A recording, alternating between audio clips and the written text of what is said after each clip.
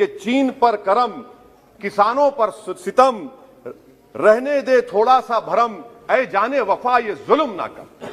आप बनाओ CAA के रूल्स, इंशाअल्लाह हम दोबारा रोड पे निकलेंगे, पूरे भारत में उसके खिलाफ के आंदोलन होगा, नाइंसाफी के खिलाफ आवाज उठेगी, संविधान को बचाया जाएगा। नरेंद्र मोदी भारत के वजीर आजम है, दिल्ली सल्तनत के बादशाह या जहांपना नहीं है। मैं एक आंदोलन जीवी हूं, मुझे इसका फख्र है, इसलिए मैं खुल के बोल रहा हूं, अल्फाज छाप कर, किसी से डर कर बोलना मेरी फितरत में नहीं है। उस मुल्क का नाम लेकर करना चाहता हूं जिसका नाम लेने से हमारे मुल्क के वजीर आजम डरते हैं और कांपते हैं। उस मुल्क का नाम चाइना है।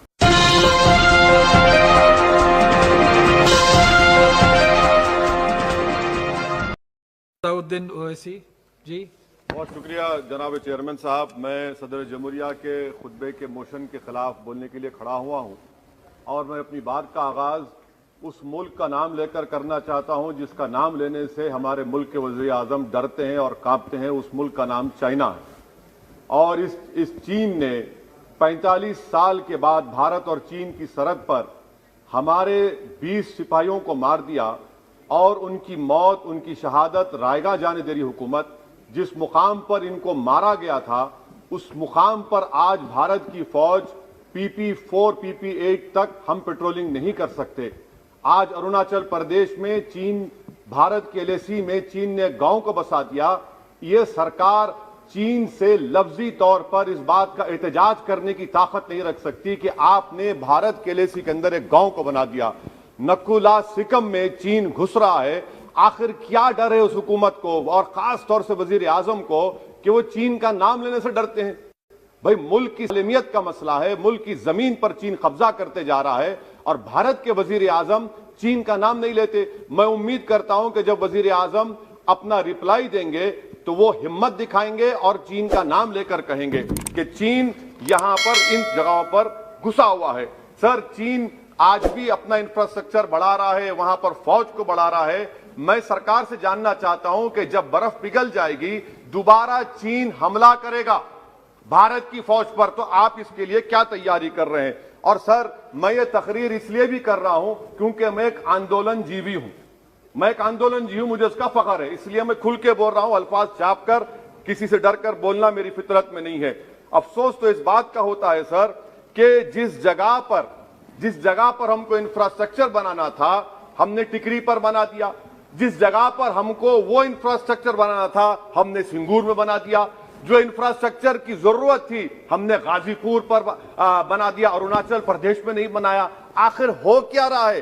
क्या किसान से जो बर्ताव किया जा रहा है वो ऐसा लग रहा है कि वो चीन की फौज बनी हुई है और जो चीन की फौज से बर्ताव किया जाना था आप किसानों से कर रहे हैं। तो मैं इस हुकूमत से जानना चाहता हूं कि इंफ्रास्ट्रक्चर और ये किसानों से क्यों जुल्म किया जा रहा है? सर, यहां पर ये तीनों कानून को लेना पड़ेगा वापिस, आपको आपकी अना को थोड़ा मिटाना पड़ेगा और तीनों कानून को वापस लेना पड़ेगा। सर, यहां पर मेरे को साहिर लुधियानवी का एक शेर याद आ रहा है। मैं साहिर लुधियानवी के साथ माजरत के साथ उस शेर में तरमीम करके कहना चाहूंगा कि जो मौजूदा हालात पर के साहिर लुधियानवी का शेर को थोड़ा तब्दील करके कि चीन पर करम, किसानों पर सितम, रहने दे थोड़ा सा भरम, ऐ जाने वफा ये जुल्म ना कर। ये साहिर लुधियानवी ने कहा था। हाँ, आपसे पूछ के करेंगे क्या? आप तो टुट्टे शायर हैं, ना शायरी आती आपको, ना ज़ौक़ है, ना कुछ है, बोले जाते हैं, क्या क्या बोलते हैं आपको ही मालूम। बहरहाल सर, ये जो किसानों का कानून है इसमें क्या काला है? काला इसमें यह है कि इस हाउस को एग्रीकल्चर स्टेट सब्जेक्ट है और वो कहां लिखा है संविधान में? एंट्री 14, एंट्री 28, शेड्यूल 7 में। और ये फेडरलिज्म के खिलाफ है। केशवानंदा भारती खास तौर पर कहता है कि फेडरलिज्म बेसिक स्ट्रक्चर है। तो ये सबसे बड़ा काला है। और सर, ये पूरा किसानों के एजिटेशन से क्या बात मालूम हुई कि सरकार को इस लोकसभा की अजमत, इसकी खूबसूरती की कोई इनके पास हैसियत नहीं है। सरकार इस ऐवान से डरती नहीं है। सरकार किससे डरती है? जब लोग रोड पर निकल कर आते हैं तो मोदी जी की नींद हराम हो जाती है। तो वही आप पैगाम दे रहे हैं कि लोग रोड पर निकले तो सरकार कहती है कि हम 1.5 साल तक कानून को मुलतवी कर देंगे। अरे आप कैसा बोलते? क्या इस ऐवान की तौहीन नहीं है? क्या आप यहां पर कानून अपनी ताकत की बुनियाद पर बनाते हैं और इस लोकसभा की अजमत को निस्तनाबूद कर देते हैं?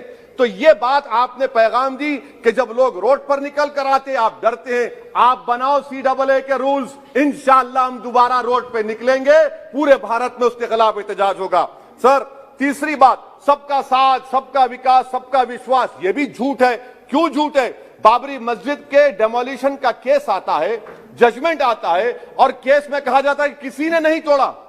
अगर सरकार उस जजमेंट के खिलाफ अपील क्यों नहीं करती? अपील क्यों नहीं करती?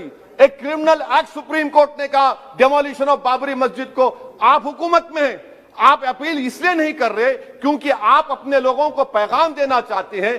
क्या पैगाम देना चाहते हैं? कि बेटा काशी मथुरा में भी तोड़ दो, हम तुम्हारे साथ हैं। अपील नहीं करना चाहते बाबरी मस्जिद डेमोलिशन केस को। क्या आप इंसाफ पसंद नहीं है? क्या आप मजलूम के साथ नहीं खड़े रहना चाहते? क्या आप जालिमों को जेल में नहीं भिजाना चाहते जिन्होंने 6 दिसंबर को बाबरी मस्जिद को शहीद किया? आपकी खामोशी इस बात का इकरार है कि आप तशद्दुद पसंद है। आप जबर के नाम पर, आपके पास कानून की बालादस्ती का कोई रोल नहीं है। सर, चौथा पॉइंट, आंदोलनजीवी, पैरासाइट। सर, जमहूरियत की बका के लिए, संविधान की बका के लिए आंदोलन करना जरूरी है। और वजीर आजम या कोई बरसर इख्तिदार जमात के लोग अगर आंदोलनजीवी पैरासाइट का लफ्ज इस्तेमाल करेंगे तो मैं याद दिलाना चाहता हूं सर आपके जरिए से इस हुकूमत को कि हिटलर ने जर्मनी में यहूदियों के खिलाफ इनको कॉकरोचेस का, टर्माइट्स का, उसके बाद 20 मिलियन, आप देखते हैं कि 2 मिलियन से ज्यादा यहूदियों को गैस के चेंबर में डाला गया। इस तरह के अल्फाज इस्तेमाल करने से क्या आप भारत में वही जर्मनी की तारीख को दोहराना चाहते हैं? और सर आप सुन लीजिए। जी सर, थोड़ा बहुत क्या सर बोलते समय में। हाँ सर, जी सर, आप आगे ना सर, आप प्रोटेक्शन है मुझे, अब तो कोई फिक्र की बात नहीं, और खुल के बोल सकते सर। आप आगे सर, स्पीकर आ गए सर, अब तो क्या है सर, आप हमारे लिए हैं। सर, यहां पर आंदोलनजीवी, आंदोलन नहीं करना। अरे किसी शायर ने अच्छा कहा था कि जिसमें ना हो इनकलाब, मौत है वो जिंदगी, रूह है वम की हयात, कश्मकश है इनकलाब। सर, अब फॉरेन पॉलिसी पे आ जाइए। किसी इना मीना डीका ने ट्वीट किया, आपने परेशान हो गए। इना मीना डीका ने ट्वीट किया, आप खड़े हो गए। अरे कौन सी फॉरेन पॉलिसी है आपकी? भारत के अतराफ में जितने पड़ोसी हैं, चीन हमला किया, कौन सा एक पड़ोसी है जो चीन के खिलाफ बोलता है? बताइए। कोई नहीं बोलता, मुंह नहीं खोलता। श्रीलंका में आप पोर्ट बना रहे हैं, किसके साथ? जापान के साथ। किसको काम मिल रहा था? आपके नूरे नजर को, आपके नूरे नजर को, आपके चहीते नूरे नजर को। श्रीलंका ने कहा हम भारत को नहीं बनाने देंगे टर्मिनल पोर्ट यहां पर। आप बताइए फॉरेन पॉलिसी। सर, नेपाल का वजीर आजम कहता है कि भारत से ताल्लुकात उस वक्त तक बहाल नहीं होंगे जब तक कि भारत नेपाल की जमीन वापस नहीं करता। कहां सो रहे हैं सर आप? पड़ोस में कोई हमारा दोस्त नहीं है। चीन बांग्लादेश से कोविड की बात करता है, अफगानिस्तान से अमेरिका छोड़कर जा रहा है। क्या आपके पास कोई पॉलिसी है गनी हुकूमत को सपोर्ट करने की? आपके पास कोई पॉलिसी नहीं है। अच्छा सर, एफडीआई का मतलब अब समझाता हूं मैं। एफडीआई का मतलब यह है कि 5 फरवरी को ब्रैड शर्मन जो अमेरिका के रिप्रेजेंटेटिव, उनके पास भारत के अमेरिका के सफीर गए, तो ब्रैड शर्मन ने ट्वीट कर कहा कि भारत सरकार को इंटरनेट खोलना चाहिए, भारत सरकार को पीसफुल प्रोटेस्ट करना चाहिए। कौन होता है ब्रैड शर्मन जो भारत को सिखाए? ये एफडीआई है। और भारत सरकार का डिप्लोमेट, एम्बेसडर बैठकर उनका लेक्चर सुनता है और उसके बाद क्या होता? 3 दिन के बाद आप कश्मीर में इंटरनेट खोल देते हैं। ये आप एफडीआई कर रहे हैं, हम नहीं कर रहे हैं। अच्छा, बात कश्मीर की आई। कौन है इम्तियाज, कौन है अबरार, कौन है इब्रार? इनको शोपियान में एनकाउंटर पर मार दिया गया, प्रूव हो गया। और ब्रिगेडियर आरा सेक्टर का जिसने इनको टेररिस्ट कहकर मारा, उसको अवार्ड देते हैं आप। सर, इन मरने वाले कश्मीरियों के लिए कौन रोएगा? क्या वजीर आजम रोएंगे? क्या वजीर आजम रोएंगे? क्या कोई रोएगा? अच्छा सर, एक और बात सर, एक और बात। हाँ, एक और बात आई कि शादी के घर में गुस्सा होता है। अरे कौन सी शादी की बारात है कि 18 लाख करोड़ टैक्स मिलता है और 36 लाख करोड़ ये सरकार खर्चती है? क्या शादी कर रहे हैं आप? वाह वाह, माने वाकई में आपकी इकोनॉमिक पॉलिसी को सलाम कि 18 लाख करोड़ टैक्स में मिलते हैं, 36 लाख आप लोग शादी में खर्चते हैं। मुबारक हो आपको, बड़ी शानदार घर है ये शादी का। अच्छा सर, दिल्ली का लॉ एंड ऑर्डर, 1 साल में 3 बड़े दंगे हो गए।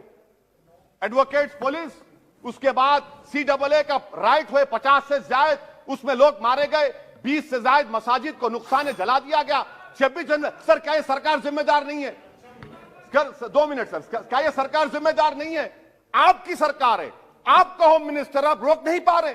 आपकी कमजोरी और आपकी नादानी की वजह से, आप में दूरअंदेशी नहीं है, आप उसको अलाउ कर रहे हैं। और फैजान के कातिल कौन है? क्यों नहीं पकड़ा फैजान के कातिल को आपने अब तक? जिन बच्चों को रोड पर मारा जा रहा था, जनगण मन बोला जा रहा था, एक तरफ तब तक नहीं पकड़े आप। अच्छा सर, आखिर में मैं आपको बात याद दिलाना चाहता हूं कि इसमें एस्पिरेशनल डिस्ट्रिक्ट्स 11 में से 20 बैकवर्ड डिस्ट्रिक्ट्स नीति आयोग के सीमांचल मुस्लिम डोमिनेटेड है सर। सीमांचल में कटिहार, पूर्णिया, अररिया है सर। पूर्णिया का एयरपोर्ट, सिविल टर्मिनल का काम क्यों नहीं होता सर? अब आ जाइए सर माइनॉरिटीज पर। 3 स्कॉलरशिप स्कीम है, मैं पुकार रहा हूं, मुतालिबा कर रहा हूं कि डिमांड ड्रिवन करो। सरकार ने 2020-21 में 3 स्कॉलरशिप के लिए 2265 करोड़ का ऐलान किया। कितने पैसे आपने दिए? सबका साथ, सबका विकास, सबका विश्वास, 436 करोड़ रुपए। किसको झूठ बना रहे हैं आप? पढ़िए आप लोग। अच्छा सर, उसके बाद आप देखिए कि कितने लोगों को कितने माइनॉरिटी स्कॉलरशिप नहीं मिली। 36,000 माइनॉरिटी स्कॉलरशिप नहीं मिली। और सबसे ज्यादा इलिटरेसी मुसलमानों की है, लेडीज की है। आप बोलते नहीं है। इसीलिए सर मैं आखिर में आपके जरिए से हुकूमत से अपील कर रहा हूं कि आंदोलन होगा, नाइंसाफी के खिलाफ आवाज उठेगी, संविधान को बचाया जाएगा।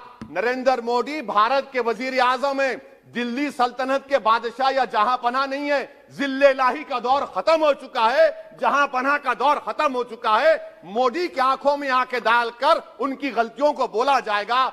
इसलिए शायर ने कहा था कि जो चुप रहेगी ज़बान खंजर, लहू पुकारेगा आस्ती का। बहुत बहुत शुक्रिया सर।